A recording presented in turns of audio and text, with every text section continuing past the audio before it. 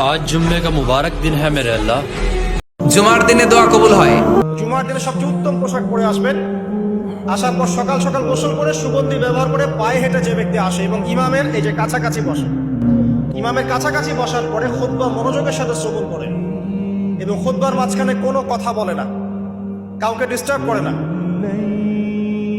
এরপর ইমামের সাথে নামাজ আদায় করে এই ব্যক্তির আমল নামায় যে নেকি লেখা হবে, নবীজি বলছেন সে যে প্রত্যেক পদক্ষেপ ফেলে এখানে এসেছে তার বিনিময়ে, একটা পদক্ষেপের বিনিময়ে 1 বছরের নফল রোজা আর 1 বছরের নফল তাহাজ্জুদের নেকি তার আমল নামায় লিখে দেওয়া হবে। জুমার দিনে দোয়া কবুল হয়। আল্লাহ হাবিব বলেন একটা সময় আছে জুমার দিন দোয়া করলে কবুল করে কে? সময়টা কখন? মুহাদ্দিসিন ইকরাম অনেক ইখতিলাফ করেছে। সবচেয়ে গ্রহণযোগ্য মতামত হচ্ছে আসরের সালাতের পরে। জুমার দিন আসরের সালাতের পরে সূর্য ঢলে পড়ার আগে দোয়া করলে কবুল করবে কে?